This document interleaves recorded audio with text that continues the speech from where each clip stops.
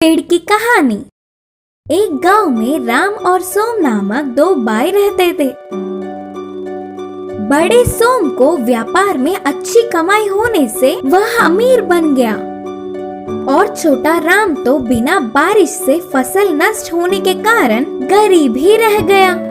सोम इतना कमाने पर भी राम के किसी भी मुश्किल में सहारा नहीं दिया। एक दिन राम काम ढूंढने के लिए शहर जाने का निर्णय लिया और रास्ते में खाने के लिए कुछ बना कर देने को अपनी पत्नी से कहा। तब उसकी पत्नी ने घी से बनाई हुई लड्डुओं को एक पोटली में बांधकर राम को दिया।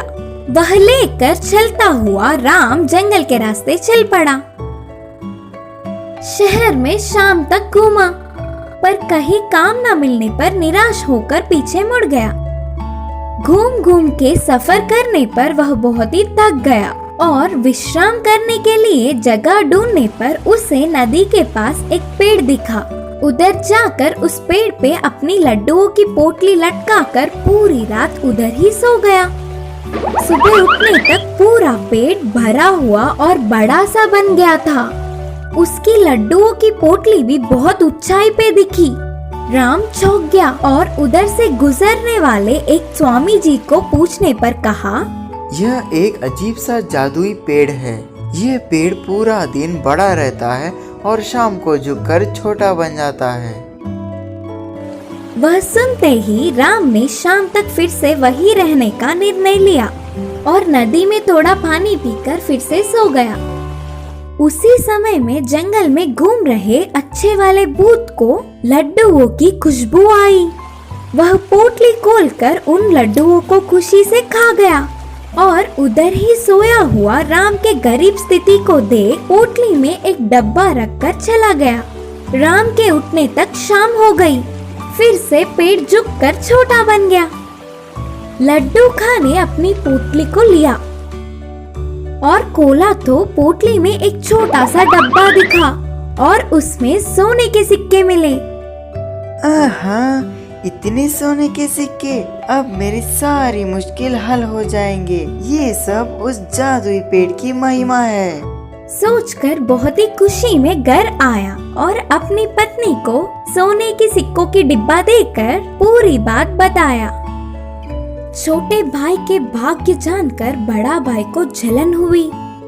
उसे पूछकर पूरी बात जान गया और अपनी पत्नी को लड्डुओं की पोटली बांधने को कहा। वह उससे भी ज्यादा सोना आना चाहिए करके उसने दुगनी लड्डुओं की पोटली बांधकर पति को दी। वह लेकर सोम छोटे की कही हुई नदी पर पहुंच गया। वह उस अजीब सी जादुई वाली पेड़ को पोटली लटकाकर सो गया। फिर से अच्छा भूत उधर आया। फिर उसे लड्डुओं की खुशबू आई। उधर आकर देखा और कहा, इसे गरीब स्थिति में देख भाग्य का डब्बा दिया तो वही काफी समझने के बजाय लालच में फिर से आया। सोचकर लड्डू खाया और फिर से उस पोटली में डिब्बा रखकर चला गया। वह शाम को उठ के देखने तक पोटली में एक डब्बा था। इस डिब्बे को अभी नहीं खोलूंगा, घर जाकर मेरी पत्नी के सामने खोलूंगा। इसमें सोने को देख उछल पड़ेगी। सोचकर जल्दी घर जाकर पत्नी को डब्बा दिखाया और उसके सामने ही डिब्बा खोला। और क्या था, उसमें से दो भूत रस्सी पकड़ के आकर दोनों पति पत्नियों को 20-20 लगाकर पटक पटक के मारकर फिर से डिब्बे में चले गए। उस डिब्बे को ले जाकर नदी में फेंक दिया। इससे उस गांव में सोम की थोड़ी सी बची हुई इज्जत भी चली गई। इस कहानी की शिक्षा है कि इंसान को आस होना गलत नहीं, पर लालच नहीं होना चाहिए।